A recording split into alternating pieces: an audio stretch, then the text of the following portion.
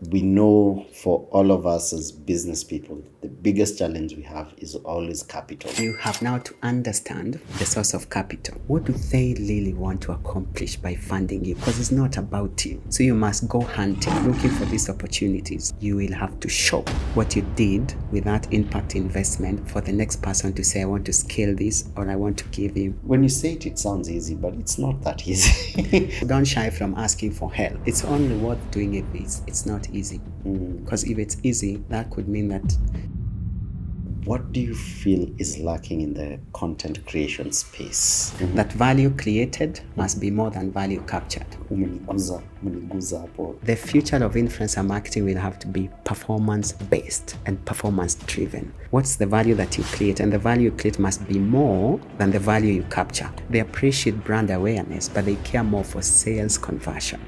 That I paid you 100K, but I didn't sell a single unit worth 5K. So it doesn't make sense.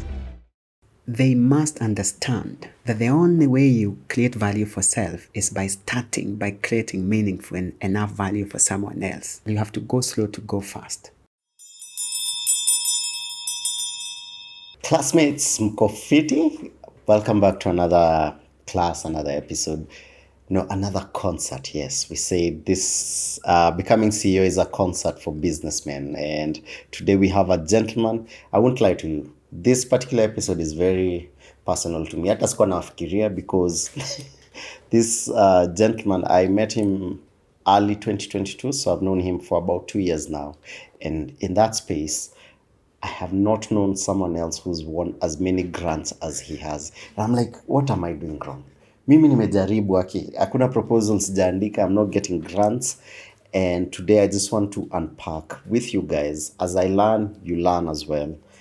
Unpack how to package myself as a proper MSME to get these grants. And he has another name for those grants, and we're going to learn about that.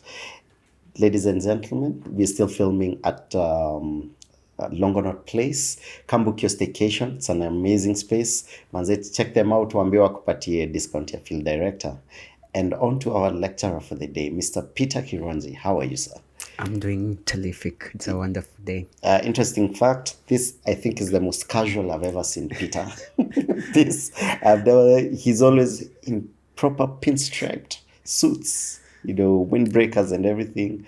Man, good to see you. But sometimes I kick it low, but still with a preference for class to swag. Class to swag. Hey, yeah, my name. Hey, yeah.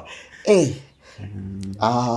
Thank you for coming through for this conversation. Thank you for having me. And we're just gonna start from getting to know you.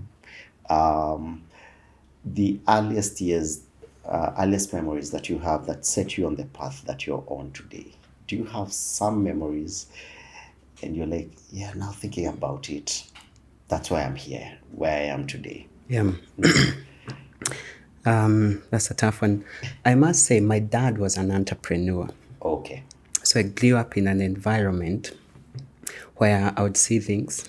And then, of course, in my boyhood, you have a lot of questions to ask. And I had a dad who was willing to go there and to respond to tough questions.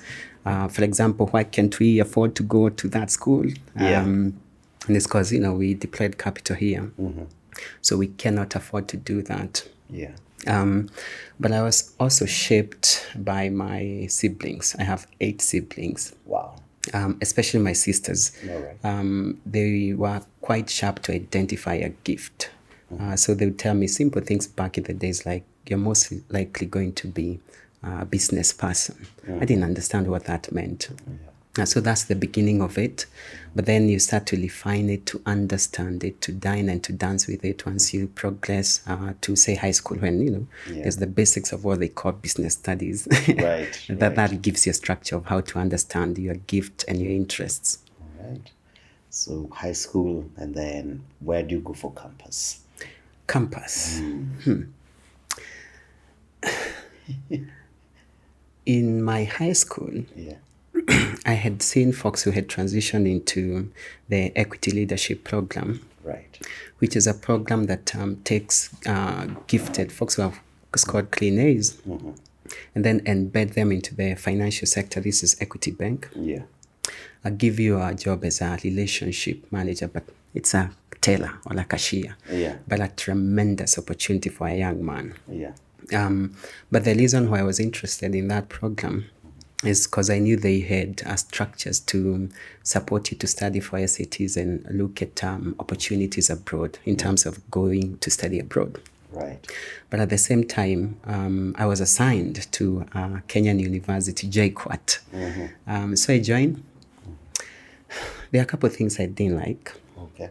One, I was distracted because I was still studying for my SATs while still studying at JKUAT. But also my engineering degree, telecommunication and communication engineering, I don't understand the name, number one. But it was not accredited by the engineering body of Kenya. So then you have these tough questions. Why would I graduate, spend 5 years to something that is not recognized in the marketplace where I'm supposed to monetize it? So quickly, I took my SAT seriously, got accepted to 4 US-based and 1 Canadian-based university. And then from there, I was just exiting after 1 year and then transitioned to the University of Toronto. Wow. All right. What did you study then? After you discovered the engineering, whatever is not making sense. Yeah. I was always going to be an engineer. That's an engineering. We can talk about that in terms of the philosophy behind it and why folks wear it on the right hand arm, which basically is, this is the hand you use to go into deals. So there's the ethical component of it, that the gentleman's handshake when I'm going to a deal, and it was constructed out of a bridge that collapsed in Canada, Barbara, killed people. So to remind you of the consequences of bad workmanship. So I studied electrical and computer engineering and minored in business. Yeah. Wow. Sorry, I'm just going to go back there again. So it's called that? An ironing. Okay. Yeah. An ironing. Yeah. Interesting. Okay. Right. So where did you study at? So this is the University of Toronto. So number one, I joined and I was lucky enough, if I may, that at the time that I was joining the university, MasterCard Foundation was coming into the marketplace, Africa, looking for, can we airlift, gifted folks, we could go there financially challenged to some extent, give them an opportunity to go study abroad with one objective, which I subscribe to dearly. This idea that you can come back and create more job opportunities for young people as compared to just transitioning to take another job, because you take that from someone else. So the time I got the University of Toronto was actually one of the universities that they had signed a deal to airlift folks to. So then I got the MasterCard Foundation full scholarship to go study for free, everything from air tickets to food, accommodation, tuition, and everything else in between. And what that did for me was to allow me to just focus on this engineering, because it's a tough program. I think we were, around 8 Kenyans who joined that program and only graduated 2. It's just that tough of a program. And I have so much credit and appreciation for the MasterCard Foundation, not just because of the cost part matters, taking that away from me, but structuring that in my mind to understand why I'm doing what I'm doing. Because that then allowed you to, to go the distance even during the tough days and seasons. Because there's something you're trying to achieve out of the skill set, the knowledge, the networks that you're going to build out of that experience. Okay, so University of Toronto, and then now, do you immediately start working there, or you come back? Or what's your first job like? At the risk of exposing my second name, if I'm allowed to quote Kalonzo here. And again, Kenyans are hardworking. Kabisa. So the first thing you notice in that environment is that you can work and study at the same time, and you can take multiple jobs because they are shifts.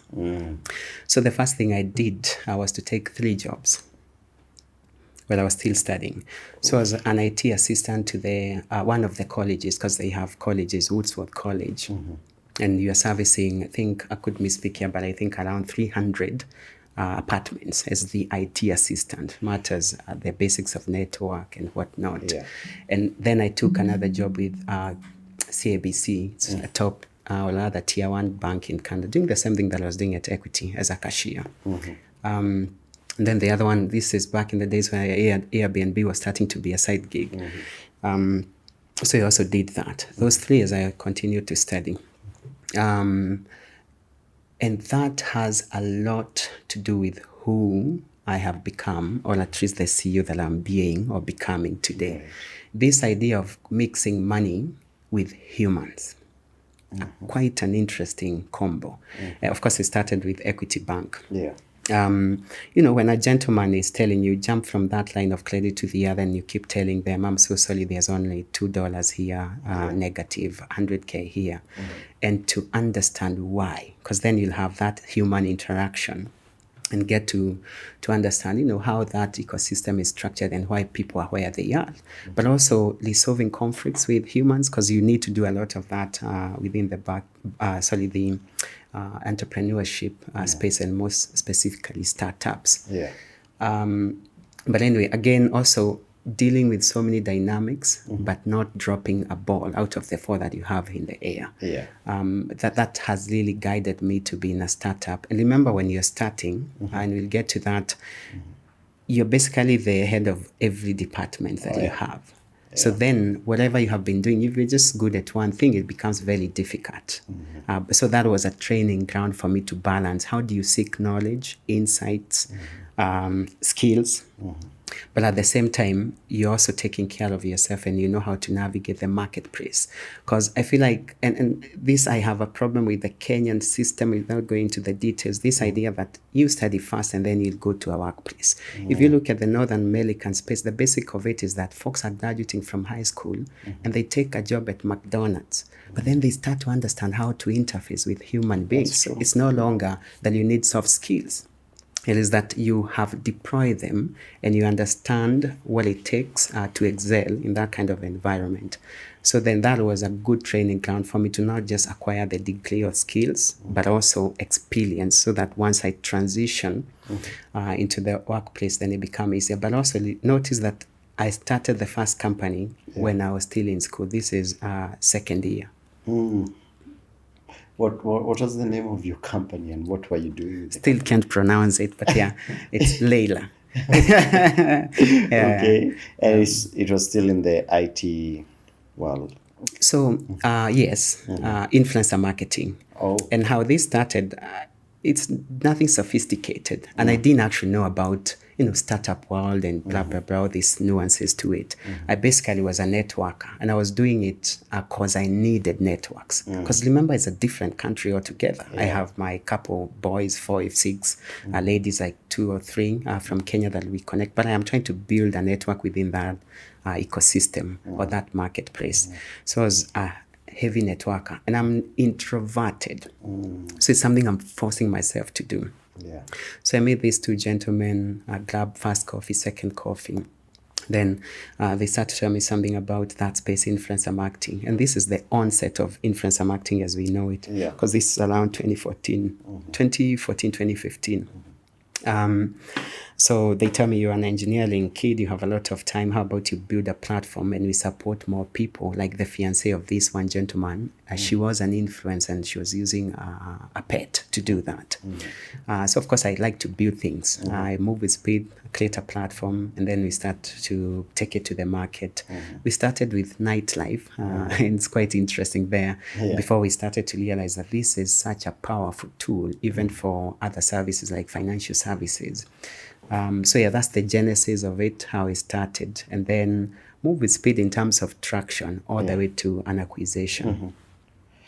This is important if you're watching, because Peter has come and built like one of the biggest influencer-powered social commerce platform, and we're going to get there. So this background is very important. Okay, so now that's how you get now introduced to this world of influencer marketing. How much bigger is it there? I mean, for Africans and Kenyans, we're always the consumers, and we're always the last ones to latch onto something, which I hope will change in the near future. How much bigger is influencer marketing globally? It depends on what context. So the space is massive, but then there's a lot of companies or startups within that ecosystem. So you will never, or rather, there's not a single unicorn within that space. So that start to tell you what's the size of this thing. It's not that massive, right? But also, it is massive to the extent that you have, I believe, around 300 brands operating as influencer marketing platforms or agencies. Wow. But then it's decentralized, but mostly on the south of the border at the US market. So it's massive there. But again, influencer marketing has its own challenges. Hence why it's not that big, or at least it won't be as big as you could suspect it to be down the line within that market. And one of these reasons is that the barrier of entry is so low. So anyone can start a platform or an agency tomorrow and do influencer marketing, because what's so complex between me, the platform, connecting you, the influencer, to a brand. Yeah. So what you start to see is that influencers are bypassing the middlemen, if I call platforms like Twiva that, and going straight to the brands, and they should. But also brands are bypassing the platforms, the enablers, and going straight to the influencer. So what kind of a business competes with the demand side and the supply side? So we have our other competitors that we are competing with, but I'm also competing with the people I supply my services to. It's not a business, it's a service business. So that's why it's big, yet it's not big, and won't be bigger than it is. Okay. Yeah. That's interesting insights. So how long are you in Canada before you now come back to Kenya? And did you just stick to the same gigs, the same? Yeah. So I was there for almost 9 years, eight and a half. Okay. 5 of those I'm studying, and of course doing these other gigs because they're not work. And then of course start the company, exit before I graduate, which was good because I needed to really focus on my final year for my capstone project, which was intensive. So there's no way I would have passed if I had this thing going. Yeah. And then transition into the cybersecurity space. Because I remember I was studying electrical and computer engineering. I liked computer engineering more. Then in my third year, I really liked this cybersecurity thing because it was quite complex. So I got to work for my first company, which was a subsidiary of IBM. And then as an engineering consultant, so they would send me to so many different sectors and companies. And that again has contributed to how I run Twiva and how I operate, all the way to the philosophy of how do you attract great talent, incentivize them, motivate them, and guide them to achieve the core objective, the why of the brand. So we would work with pipeline and gas companies, financial sector. We worked with a couple of US federal departments. And one thing I noticed fairly quickly was that for cybersecurity, for some reason, you interface with C-suite. So there is, are you good at your work? And cybersecurity has that. You know, you can have a lot of BS and English and try to explain, but I want that thing fixed because these guys would say if an ATM system is compromised across the country, these are guys who are losing millions per minute. So that's the consequences. And so you start to take yourself very seriously and the work that you do. So anyway, I do that for 3 years. And then I say, hey, I now believe I have enough resources because I had a successful exit, but also a lucrative job within cybersecurity space. And I say, I can use these resources and just focus on building Twiva, because then I was just building the platform again as a hobby. And this then is around 2019. So transition to Kenya, just test. So we meet a bunch of influencers, very unstructured of a space, and show them the platform we have and ask them questions. What would you like to see? Does this make sense? I noticed the interest that was there. So then go back and then plan to come back in 2020 to focus on that. COVID happens, so you can move. So I started learning Twiva while I was abroad for 1 year. And there's nuances in terms of places where we excelled and didn't excel because of that dynamic matters, COVID-19. So now you've built Twiva. Classmates, Twiva is influencer-powered social commerce platform. And I engaged with it early 2022. And please, take us through Twiva. Okay, so the first thing is that the first version of Twiva was an influencer marketing platform. Basically, we are connecting businesses or brands with influencers. Right. That's about it. So then you give them the tools to interface. For example, how do I discover the right influencer to work with, and how do I pay them? What criteria, what metrics do I track to know whether I'm most likely going to realize return on investment? But also for the influencers, how do I gain access to these brands? How do I package myself and showcase that I have value to create so that I can capture something out of that I create for that brand? But because of 2020, COVID-19, and we intended to serve MSMEs, micro, small and medium enterprises. Now, the first thing we notice, which is a slap on our face, is that if you're going to serve MSMEs, you better have a formula for return on investment. They appreciate brand awareness, but they care more for sales conversion. That I paid you 100K, but I didn't sell a single unit worth 5K. So it doesn't make sense. Yeah. So then that's the genesis of the social commerce part, which is how do you work with these influencers to not only raise awareness around this brand and their products and services, but also be a revenue driver? How do they sell? Which is to sort of convert them to be a reseller. So that's why we like to say that today Twiva is an influencer-powered social commerce platform, and all we do is to support these businesses, but particularly so MSMEs, to effectively gain access to customers. Right. And we do this by marketing and selling their services and goods through the influencers who are also the resellers. So in terms of how it works, depending on what user, because it's a multi-sided platform, we have three sides. We have the merchants stroke the brands, we have the influencers stroke the reseller, but we also have the customer or the target audience. So then brands sign up on our platform, very easy of a process, list their products and services. Then we match those products and services with the right influencers leveraging tech, in this case AI. Right. And then, but also the influencers can choose what aligns because they understand their target audience, their followers better than we do. So they can also choose to pull products and say, I do makeup tutorials on YouTube. I think I can sell this lipstick to my target audience. Right. And then we give these resellers tools to make their work easier. So what is the work for the creator? He is to create content. So today we're using AI tools to help you create content. Your Facebook caption, your tweets, with a click of a button, but also allow you to push that content across all platforms where you have a presence. That's your Facebook, your Instagram, your Twitter. And then how do we track that? But also remember there's this commerce layer that is baked into the product, such that if you push a photo of Phil who is wearing a blazer that you like, you can just click on that content regardless of where you see it, say Facebook. And then it would guide you to the checkout process. Because remember, the other problem we face within that ecosystem of social media, it is that you see good content, you see a product you'd like to buy, but the buying process is so painful that I'm looking for a phone number to just call and ask whether they have that product. So I take 2-3 days or 2 hours to find the phone number. And then I have to ask basic questions. You have this size, this color, do you deliver? Can I trust you that it actually, because remember you are a micro or a small business, that you're going to deliver. So then Twiva in that equation becomes the trust custodian, that you can trust us that you're going to get a product, but we also structure the basics, that you don't have to call somebody to see whether they have the size, the color, and whether the product is out of stock.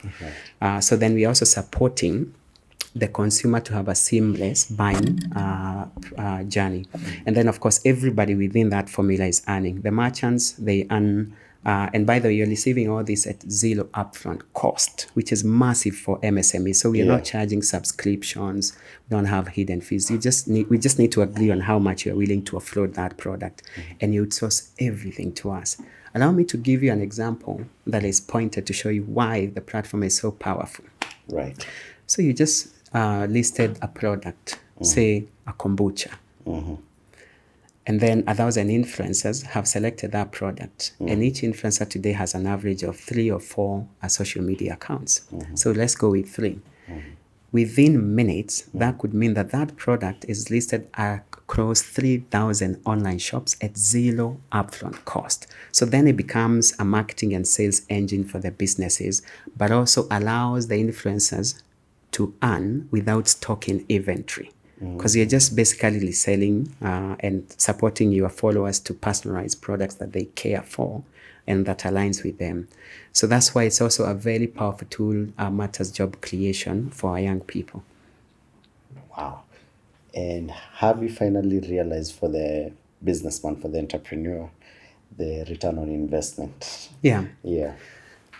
For social commerce, the good news is that that transaction happens natively on our platform. Because remember, for us, we are starting with the Kenya as a market, and within Kenya market, we have Kenyans. Yeah. These are people who you'll deliver a product and then they'll say, I never received it.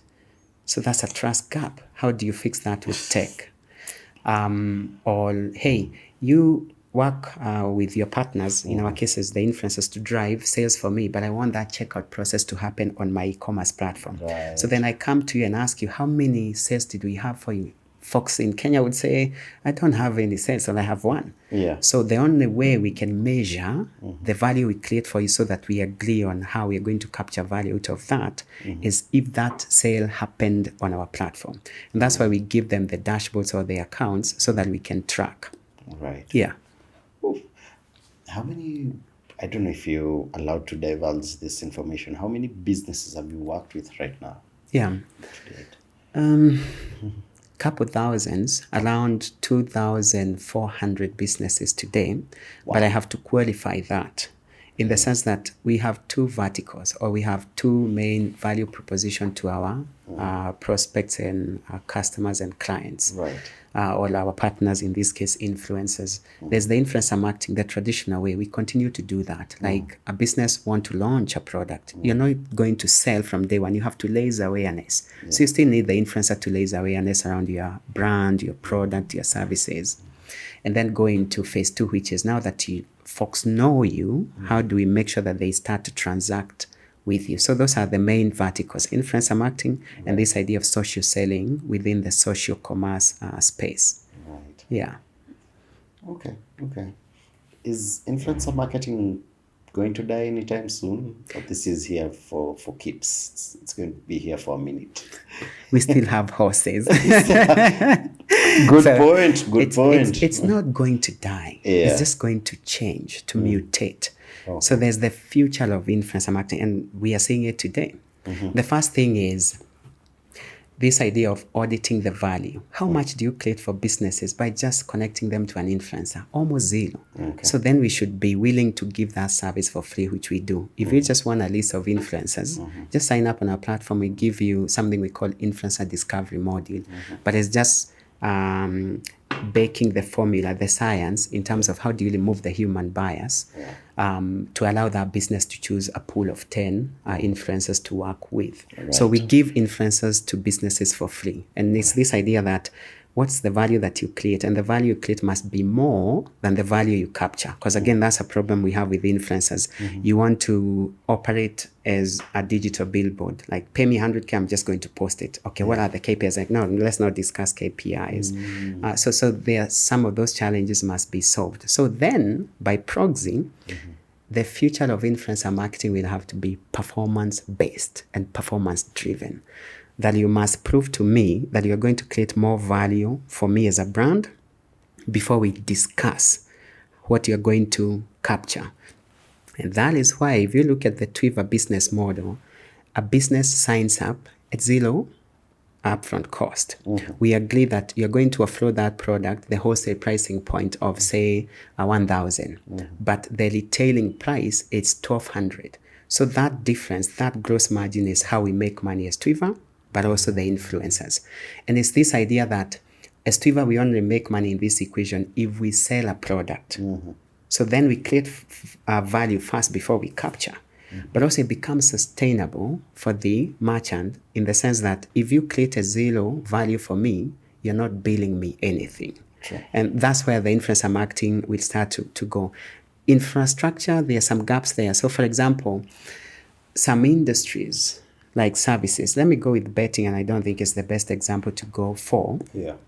But they are trying to do, like, how do I give you a link that I can track and see? So that's a performance issue that they are trying to address. Because I hired 10. How do I know that this is a performer and this one I need to drop?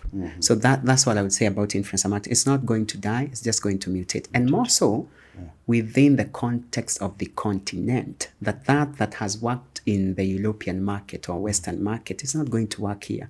It must be localized and fit for purpose for it to work. And in Africa, it must be value first. That you create value for me before we discuss how I'm going to pay you and how much I'm going to pay you. Okay. So now, how do you go about building such a business now? You've created such a product. Yeah. You're doing really well in terms of marketing it. In terms of security, because this is your world. I love this smile. You're a cybersecurity expert. Yeah. You're building this platform that a lot of transactions might go through. Yeah. And there are a lot of many apps being created. Now, how do you secure such a platform? Yeah. I'll skip the basics and go with what I have learned having done this now. For Twiva has been our 5th year, but there the brand is around 2 years. So you could say 7 years cumulatively. So the first thing is ride on an existing ecosystem and infrastructure. So if you're starting a business today, just have AWS and Google because they have the cybersecurity baked into the solution that you're using to host your tech. That's the first one. So what is existing that you can work with? Back in the days, folks would spin in-house servers. We are no longer doing that. But then the tech team that you have, talent. And there's something there in terms of the African and Kenyan market matters, the quality of talent, which we do have. The problem is how many brands are trying to work with the same pool of software developers. So you have to compete. And that's why we have a different structure in Twiva in terms of how we interface with software developers because of that. It's always a balance of quality and affordability. How do you get high quality yet affordable talent? Tough even in Kenya. If you have the right tech team, then they know how to navigate the question of security. But then when you start to interface with your users, that's the security that we should care for, which is how do you avoid fraud? And fraud in so many things. In this case, for an e-commerce platform is folks listing just photos. They are not product. They don't exist. And then when somebody buys that Nike shoe, which doesn't exist, I just shut down my account and disappear. Right? So you can have all these customers that are saying, hey, nobody brought the product to me. Can you prove that they came to me? So one of the things we do at Twiva and do it so well, while we are tracking emerging tech and AI, and I have a master's in that space, so I really understand it, data science, tech and innovation, is to not obsess with, AI. And I'll tell you, as a matter of fact, today, the AI we are using is what the industry would call dumb AI. It's so basic, it is annoying. So don't obsess with that level of tech. What we innovate for is the psychology of the users and the customers and the prospects we have or are targeting. So, for example, this gentleman, and thank you so much for getting us there, who said, I didn't receive a product. It was very easy. We're just going to build a one-page website that has one field so that when the order is dispatched by the logistics and fulfillment partner or partners that we work with, somebody would ring the doorbell with your product. There's a code that was sent to your SMS with a hash or a code with 5-digit code, and that's the digital signature. There's no way the guy who goes to your door has access to that code. So they get there and ask you, can you give me the code for me to qualify this order as successfully delivered? So by the time our platform is saying, and by that code moves it from that stage of dispatch to delivered. So then you have embedded the trust factor into that transaction, that going forward, if an order was delivered, we are 100% sure that it was delivered. So now there is trust. And remember why the reason why trust is such a factor within e-commerce is that today, across the globe, you have a sales conversion rate of just 2%. That for every 100 people that come to your platform, only 2 transact with you. So imagine what the ratio is for the micro business. Yeah. Matters trust, like they are what? xyz.co.ke. I would rather go to other platforms, traditional e-commerce platform, because I think they have something to lose. So trust is massive. And then on the business side, how do you work the tech to flag products that are counterfeits? We have a lot of Gucci that folks are selling in Kenya. But then they're using three things. There's the tech. Can you analyze images and flag for delisting? And then once you remove that product, remember it has been selected by 1,000 influencers, and each influencer has multiple accounts. So it's somewhere online. So at the point where you delist it, how do you delist everything? So you pull that product from any digital space that content is at. So that's the tech. Then there's the good old legal contracts, terms of use and whatnot. So we still do some of that, which is these are banned products and this is what you would do for us to delist you. If you do this, we're going to delist you from the platform. So the security we care for is not necessarily the deep cybersecurity frameworks. It's the basics of it. Wow. So you've secured the platform for me as a businessman and also as an influencer. You've built this platform, and as a business, I can leverage your platform to grow my brand and sell my products. Yeah. I'm curious if, again, you're allowed to discuss such info.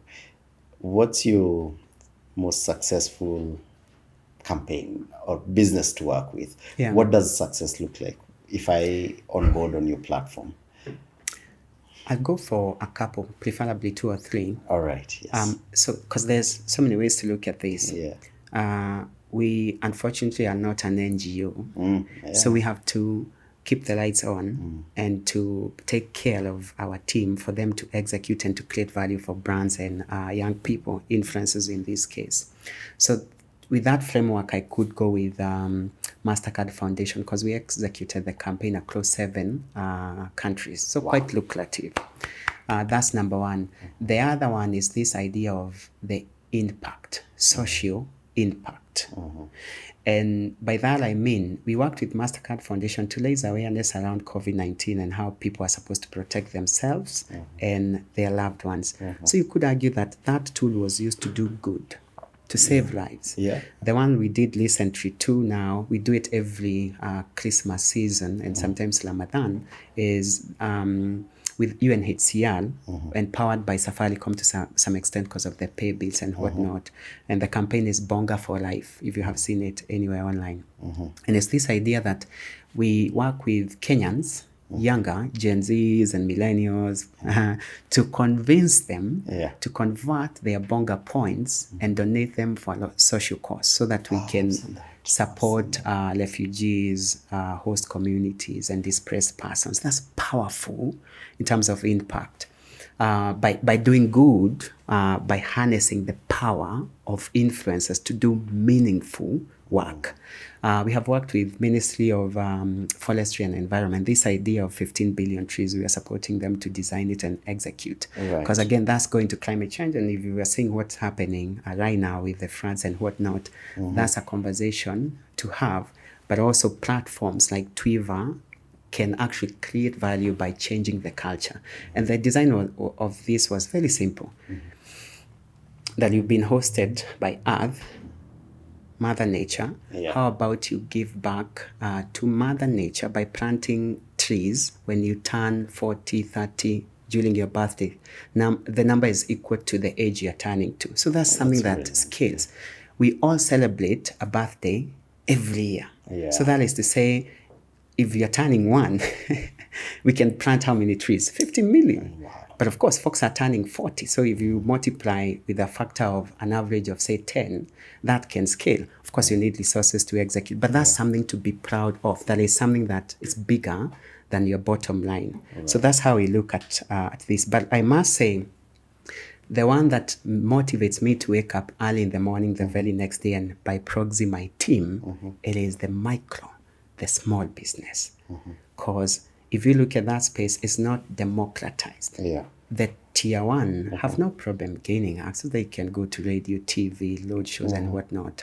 But our responsibility is to level the playing field for the micro and the small ones so that they can equally compete with tier one matters gaining access to market.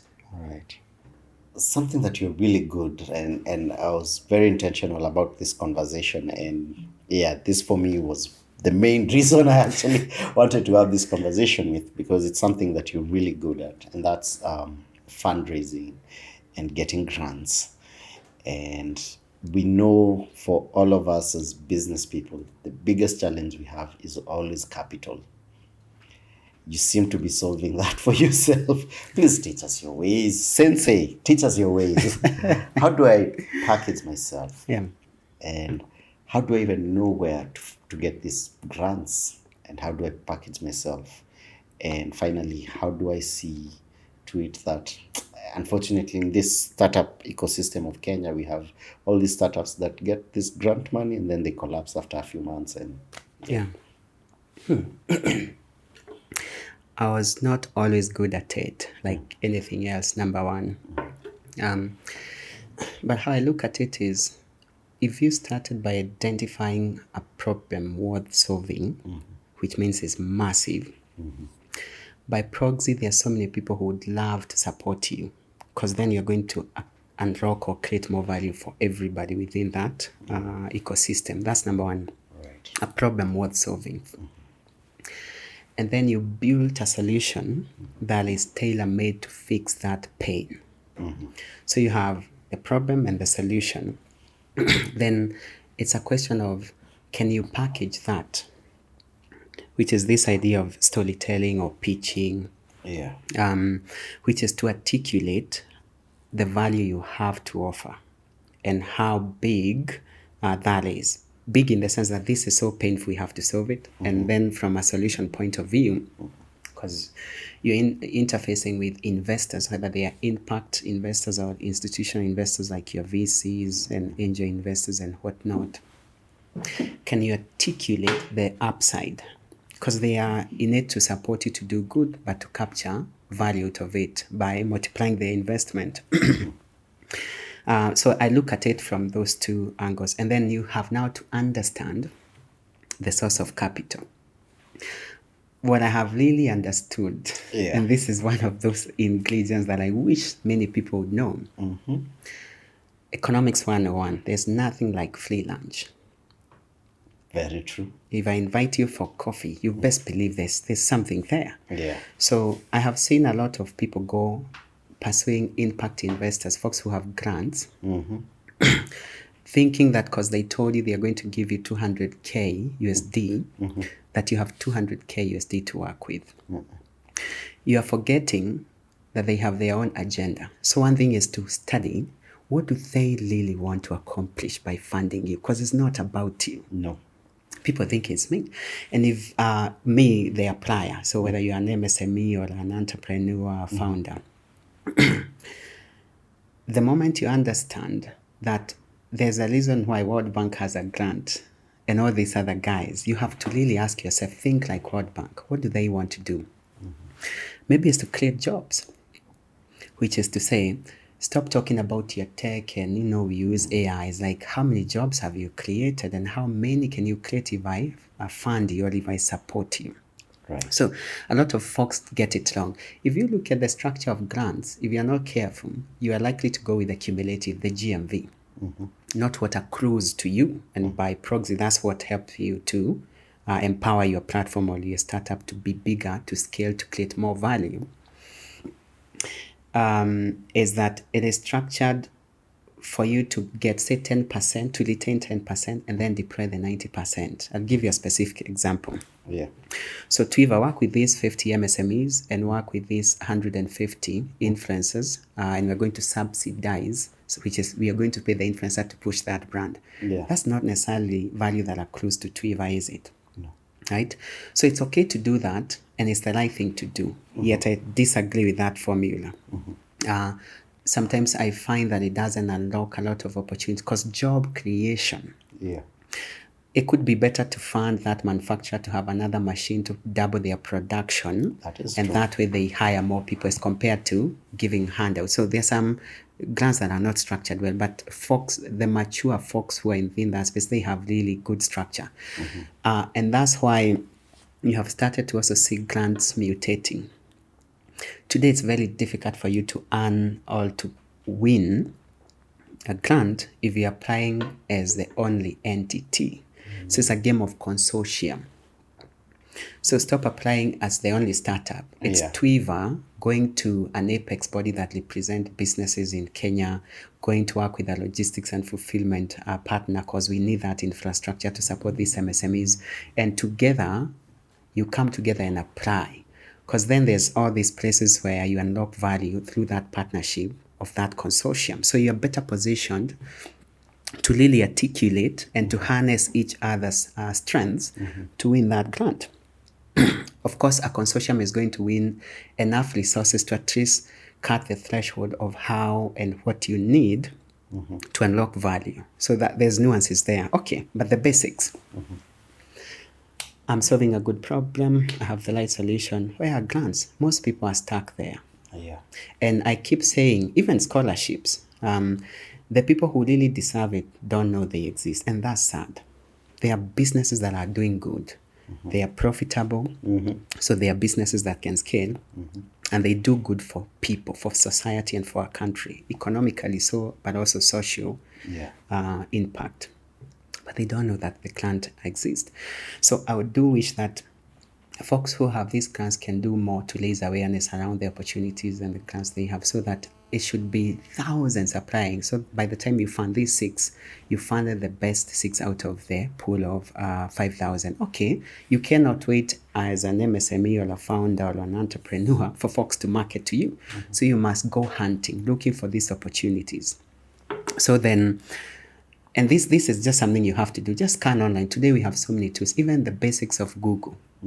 Newsletter, subscribe to that newsletter, because you missed the deadline doesn't mean it's gone. Subscribe to the newsletter. They'll most likely inform you next year.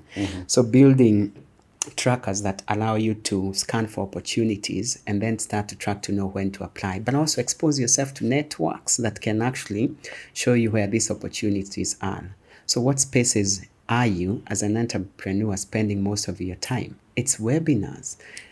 It is networking opportunities. Just show up. And I like to tell fellow entrepreneurs with a lot of arrogance and humility in equal measure that you have to place yourself where the opportunity is. And that means you don't know, so show up. There's a cocktail with investors and founders. Just show up with zero expectation. But those are the places where you realize that, oh, there's that opportunity. Okay, you have scanned, you have positioned yourself to be notified. Now you know that there's this grant and you're trying to apply to it. Remember the first rule. Why do they have that grant? What are they trying to achieve? That should be reflected in your proposal, the concept note. So packaging yourself. So then you have to become good at grant writing, or hire a consultant if you're not yet good to support you with the packaging. And I also find that for grant, people shy and hide. And by the way, I must say this, Kenyans don't know how to collaborate. So if I find an opportunity, I'm trying to apply and not tell you that there's that grant. That's a first mistake. Then consortium helps with that, because then I have to go looking for 3 other people to partner and apply to this grant. But okay, you have packaged it well. Don't shy from going to these guys and saying, I need support. Here's my problem, the problem we are solving, and this is my solution. I believe we have value, but I need support. They'll point you to resources of how you can package it, all these things, technical assistance. Some can actually assign and do a consultant to support you to apply to the grant, at least at later stages. So don't shy from asking for help. And then patience. Nobody is going to push a 500k euros your way within a month. You have to fight for it, because guess what? There are other people like you who equally have positioned themselves to take good care of that grant or those resources to do good with it. So you have to compete. And that means you have to put in the work, but also you must be patient. Some of these take like 8 months, but they are sizable enough for you to justify putting in work to get the clients. Okay, so patience, and then of course the nuances of revise this, change this until you go the distance and win. The day you get it, the first one, that's the best formula for you to get the second one. And by that I mean you will have to show what you did with that impact investment for the next person to say, I want to scale this, or I want to give you. So at Twiva, I think we have a cumulative of 9, which is massive, from organizations like MasterCard Foundation, FCDO, Government of Netherlands through Challenge Fund for Youth Employment. For MasterCard is 2. We have won 2 now from World Bank. They're all over the place. And the reason why we are becoming good at it is that we made sure we had a formula of how to track the value we create. How many jobs, how many MSMEs did you power, and can you articulate the growth that they were selling 50K, recurring on a monthly basis, they have doubled. For the influencers who are not earning, they are at least earning above minimum wage in terms of the decency of the work that they do. So there's that component of, are you creating, are you matching, or are you improving jobs? So you also need to know where you're playing within that ecosystem. And I go there because unemployment is the biggest challenge that we are facing as a country and by proxy as a continent. So there's something there. But also the economic drivers are MSMEs. Right? Because remember, okay, some entities, it's very difficult for you to attract that value. If, say, you are a traditional digital marketing agency and you work with tier 1 brands, corporates, okay. Like, why do you need impact investors? So that's grant. How about institutional investors? We have around a good number of investors supporting Twiva today. Right. There is starting with value, lead with value. Like, what are you doing? Why are you doing what you're doing? The why must be a strong why, right? That this is the formula for us to support MSMEs so that they can be sustainable, they can scale, and if they scale, they are going to create more jobs. And as we do that, we are powering through them through the influencers who are meaningfully earning, or at least there's path to the decency of the work that they are doing. And of course, everything around what you're doing to make it work matters an ecosystem play, not just we have a product that is amazing. So then if you can prove that you did good with the first one, the second one, you'll cut your cost, matters time, investment to earn and to get it.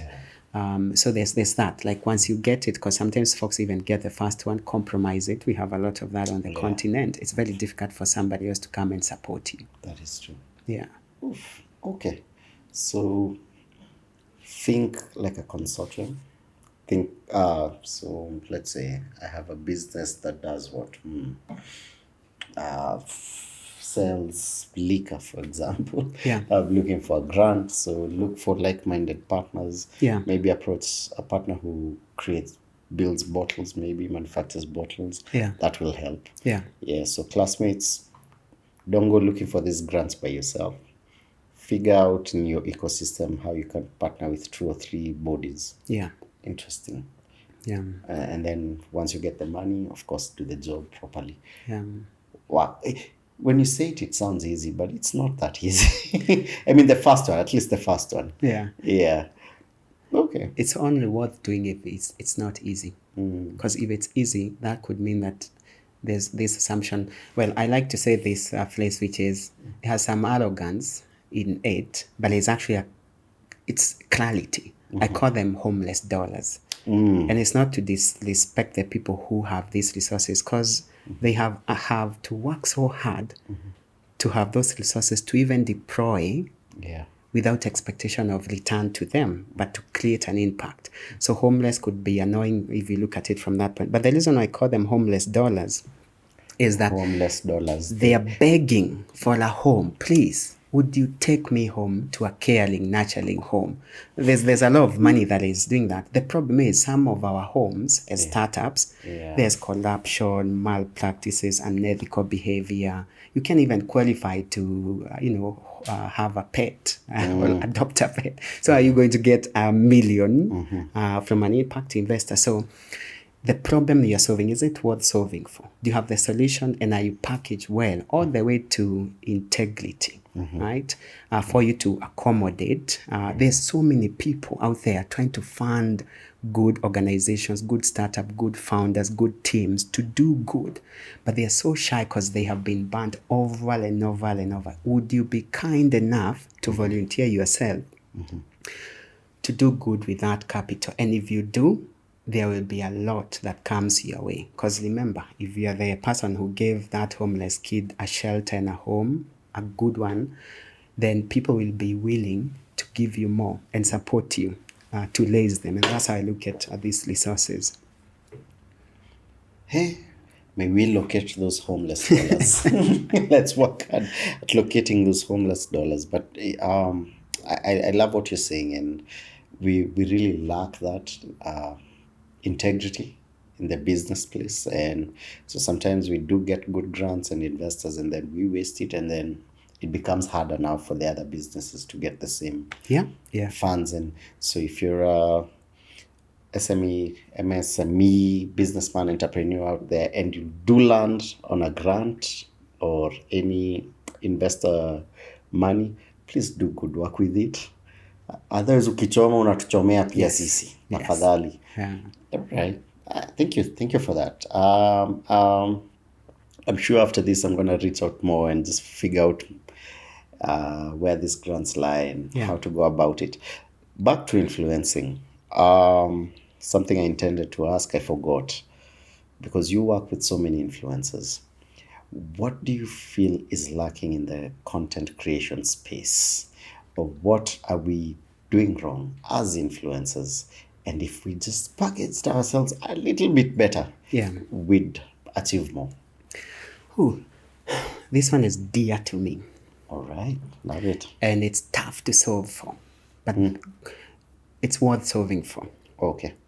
Let's start at a higher level, which is, there's this conversation happening, which is meaningful. The size of the creator economy in terms of the jobs we can unlock or create within just that space. It's massive. So we are starting there. And then we'll always have folks who are trying to buy. So you'll always have brands who are trying to reach them or gain access to that customer or consumer. So you'll always have marketing and sales as part of how we engage. Right. And then the influencer, and we have a very understanding of influencer at Twiva, by the way, and has come with, doing it and failing forward or over and over. So where we are today, we start with the question of what is influence? The moment you understand what influence is, then you can go look for the custodian of the influence and say, okay, this is influence and you have it. So you are the influencer. Right. It'll surprise you that it has gone to a place where we have influencers who are not humans. They are maybe platforms. True. Right? So you have, number one, to understand who you are as an influencer. Many don't. Many don't. Like you're trying to sell everything because you don't understand the niche you play in and the value you have. Like, what are you good at? Is it comedy? Is it storytelling? There's something that you must be good at. So spend time with self and say, here's what I'm willing to do, and just within the perimeters of this one thing. And then position yourself. That's the first thing. Do you understand your value and how to articulate it? The other one that I wish influencers can do is to say no. Right. We have worked with premium influencers. A brand has signed off. But you worked with a brand that you knew would compromise you. But because they were paying a lot of money, you just took it. I wish you said no. And I've seen a lot of, number one, tier one influencers, they are brands. They know these things. So there are places you're going to, regardless of the size of the deal, they are like, I'm sorry, I don't do that. I don't sell that kind of a product or a service. And I wish the mid-tier, the micro, the nanos can start to do the same thing, saying no, so that you position yourself for the strategic yeses. But also, they must understand that the only way you create value for self is by starting by creating meaningful and enough value for someone else. Because today we have a lot of influencers that, and I'll tell you why we are so intentional about this at Twiva. a lot of influencers, and I take the risk of saying 90%, they just want to be connected to a brand who pays me to post on my platform, and that's it. I don't want to commit to KPIs, even the vanity ones, the simple ones, like the number of likes, you can call it reach, impression, the number of posts, I think 20 tweets here, a post on Instagram story there, the number, and on what platforms. They just want to have a conversation with even premium brands that I'll give you 2 reels, 1 post, 1 tweet, and that's it. I'm like, okay, what will we achieve? KPIs, they don't want to sign up to that. And I understand that sometimes there is no tech to support you there as an influencer. Right? And that's our responsibility as platforms across board to support the creators, to give them tools to position themselves to create value so that they can capture. So it's sort of like a billboard, digital billboard. Like I'm just gonna have it on my platform, and that's all I'll do for you. But let's not discuss how many you sold and da. But how would you charge $500,000 to do that? Like, I need to understand. That's why at Twiva we are doing the social commerce one, because that's a formula for us to measure the return on investment and then say, okay, we created 10 million for you. It is fair that you pay our influencers 2 million, right? Because it makes economic sense.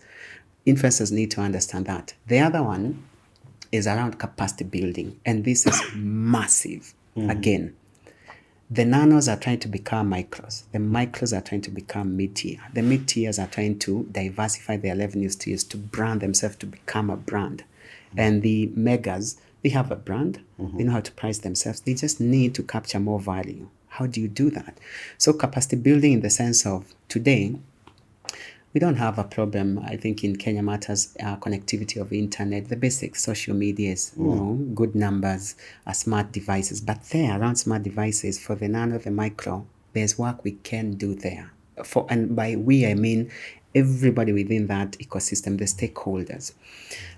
So how do you give devices? If you're saying that the future of work in Africa is gig work, creator economy is this massive, but the influencers, the creators don't have the tools to do their job. So folks who are in asset financing, there's something you can do for that space. Come up with a formula that makes economic sense for self, but is patient capital to allow this influencer to monetize that asset and then repay you. So we currently have a very strategic partnership that I wish many influencers can take advantage of. Is a deal between us and a platform known as Shortlist.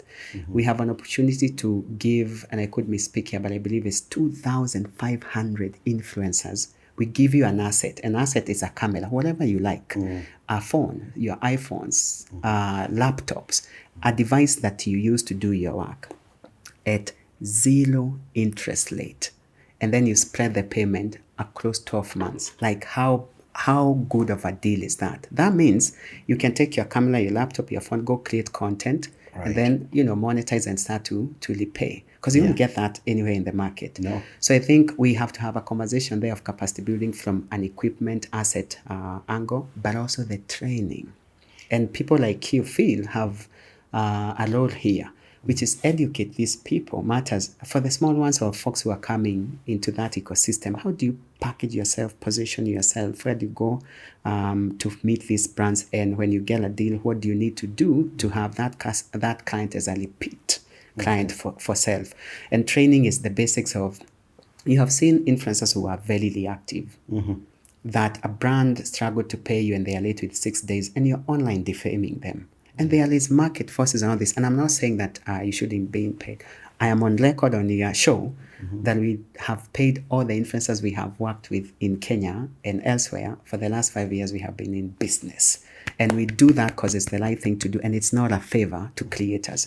But when platforms and agencies and brands do that, you also need to know that you cannot just go defaming Safaricom because you're emotional about it. These are people who are creating value for you and others. So we need to be measured and cautious there. To be careful in terms of how we are positioning ourselves. Because today you think you're smart because I have to place it as such because you're defaming brand A. Guess what? Brand B and C and D are observing you. So you are out. But also the basics of what's good content. So you have to understand content. And I think there's a lot of work that needs to be done there for tier 3, tier 2, to support them to be tier 1 in terms of I'm a content creator, a good one. I think I'm going to just talk to Grace when we're editing the show and get the links for what you talked about, the sorry for that, the partnership that you have with Shortlist. Yeah. I think if you're a content creator, usiseme feel hajawahi wa plug na nini, ndio hizi hapa na links hapa, Yeah. and any other links for where to get the grants for the MSMEs and the people watching. Yeah. Yeah, Happy sure. to share some of the Yeah, resources. share what you could can. support, yeah. We'll post them on the description box and just, yeah. Yeah. So what's next for you and for Twiva?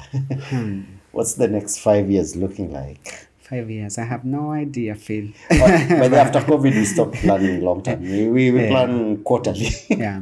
They say planning is important, plans are not. So we are planning to plan, if I may. But I'll say this. For us, our philosophy is Twiva, and that's why we're only in one market, Kenya, by choice. That you have to go slow to go fast. That you have to go deep for you to go wide. That you have to Acha umeniguza hapo. Ni nini hii Mike? Mtu yangu tutapigana ni sawa. Ni mimi get excited. Sorry to cut you short. It's just that I get that question so many times when people tell me, "Oh, aren't you guys thinking outside the country? Why aren't you guys making movies for that people speak in English so that you can sell across the world?" And I keep telling them exactly what you said. How do I go out to conquer other markets when I've not conquered this market yet? Sorry to cut you short. Yeah. And it's such a powerful thing to understand. Yeah. And if you look at a lot of African-based startups, and I represent my Kenyan startups, and by my, I mean folks within the same market, all the way to our competitors and all these other players or startups within all these ecosystems. You have seen a lot of folks, if you ask them, when do you need to be in South Africa and Morocco? Tomorrow morning. Yeah. But the problem is, this is not US. US, I mean, like the shift from say from what, East Coast and West Coast, it's sort of like similar. Infrastructure is there, payments, these things. But in Africa, the transition from just one country to the next one is like a different continent. So you have to understand that. But also, it's lashed, and it's how we measure success.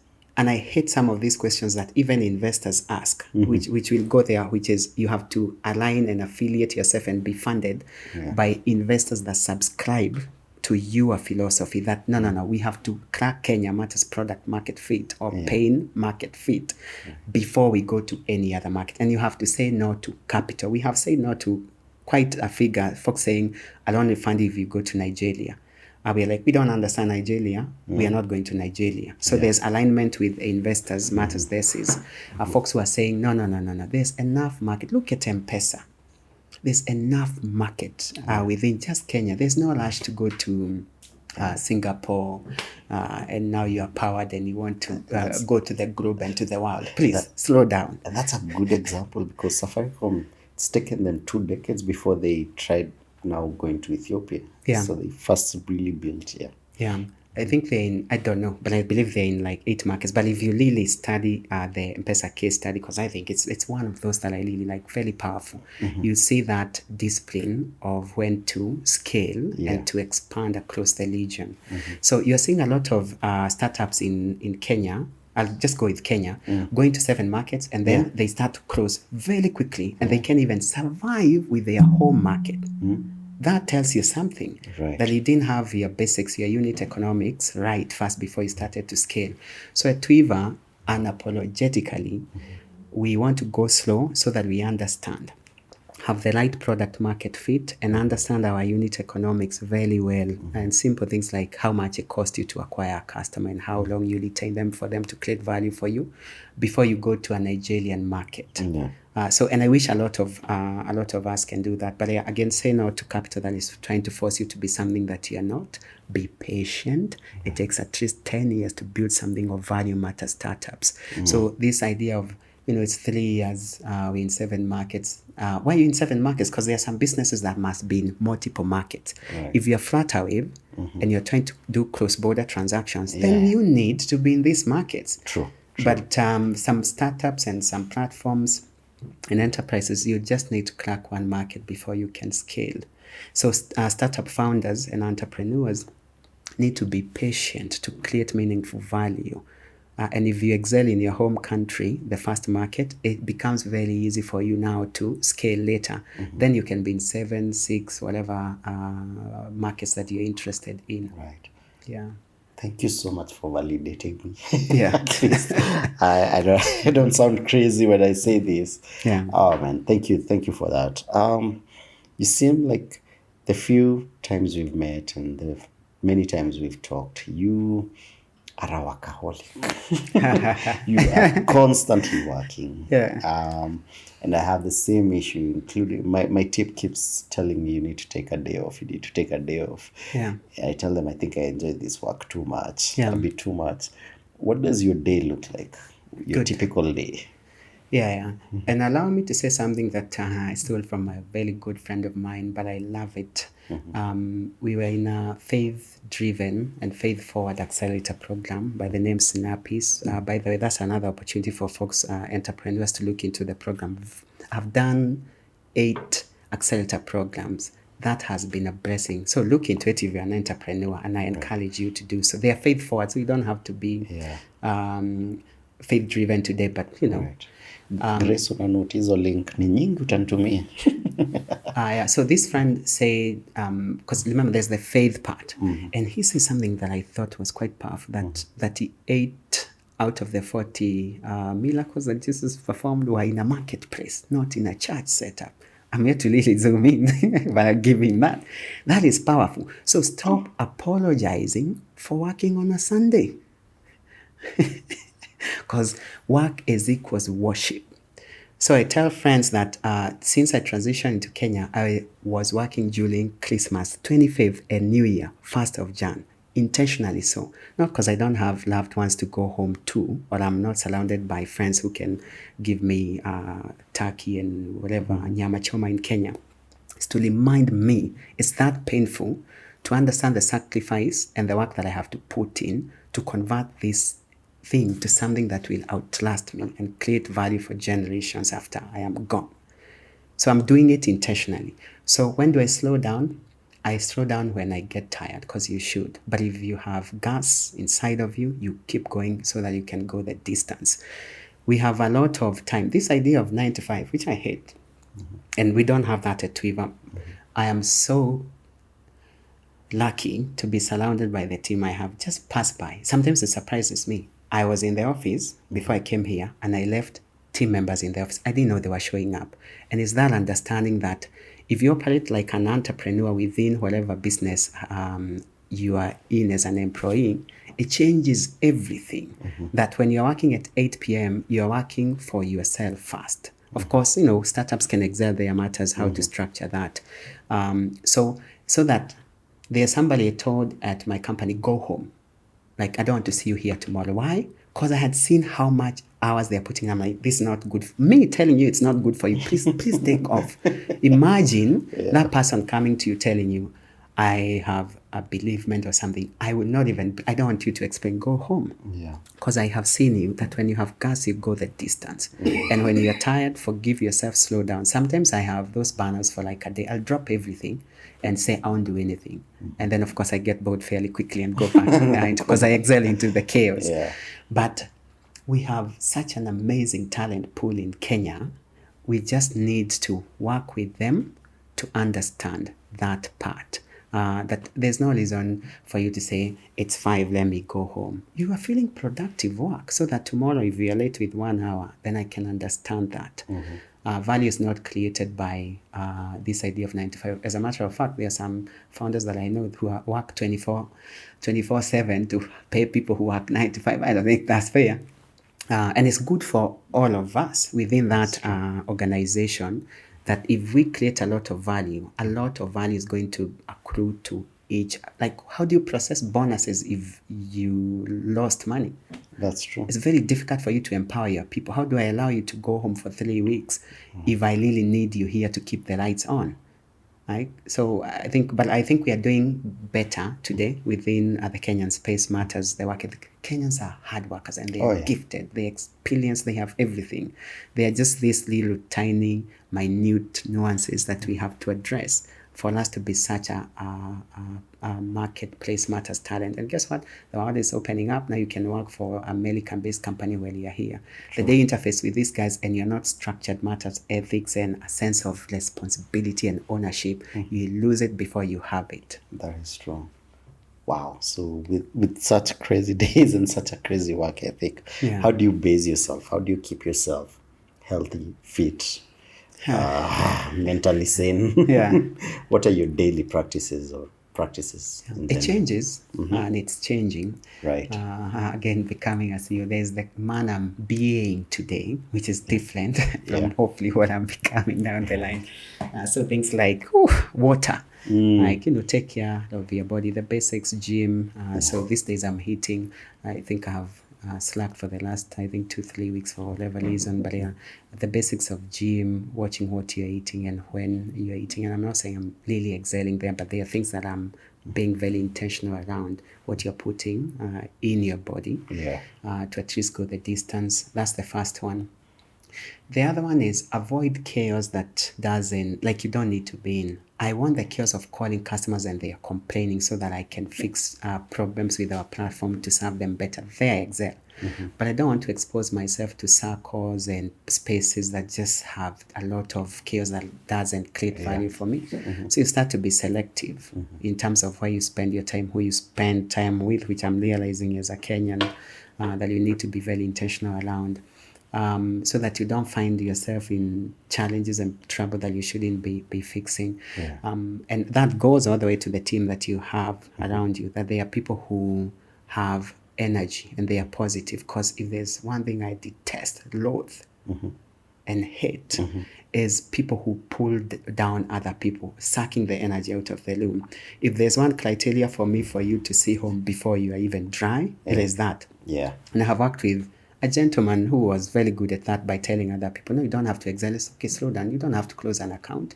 So then it becomes part of the culture. Because for me, culture is such a strong thing, yet so delicate. It can be broken by just one rotten tomato because I have to go there. That is so I protect the cumulative everybody by looking at somebody who is not contributing value, and you don't have to be apologetic about it. And there you can even be ruthless, of course, with guidance and with a lot of dignity in terms of guiding folks to move out of. But it's something that I deeply care for. Awesome. Finally, what's your mantra? What keeps you going every day? That line that you keep telling yourself. I have my team with I love them. I have a couple. Okay. And I'll give you context first before I give you two or three. What I keep saying at Twiva is that I'll keep annoying you with the same phrases so that you use it as a framework. So I keep saying, and they can even tell when I'm just about to say, as Peter going there. So one is that value created must be more than value captured. So let's not get confused. If you did this thing for a brand and it's worth 10 shillings, then you should not charge them 20 shillings. So value created must be more than value captured. And then the idea of that value must be created fast. For a startup, one of our core values is speed. So one of my phrases is move with speed. Because that's all you have as a startup. That's true. You have to move with speed and execute, because you'll fail 9 out of 10 times. And if you don't fail fast, then you're going to, because it's a marathon. It's can you go the distance? So, and the other one is bulldoze. Like, you have to bulldoze. But for me as Peter, when I wake up early in the morning, I always remind, I think this is on my Facebook or something, I had that way back, like maybe 15 years ago. So I could miss, because I know it's a quote from somebody, but it says something close to, it is as the man thinketh. If you tell yourself you're going to fail, you will fail. If you tell yourself you're going to make it, you will make it. And that's what I was talking about, the energy within the people you surround yourself with, your inner circle, your team members, your colleagues, that you have to be positive. So I keep telling myself that. So my team like to say that sometimes there's a lot of chaos, but Peter is calm. It's because I'm telling myself, this is a challenge, and every challenge has a solution. And by the way, for most of us, let's stop looking for money. And this is a colleague of mine who told, a Twiva today told me, by Twiva today I mean somebody who is a Twiva. They told me, stop looking for money, look for problems, because that's the source of money.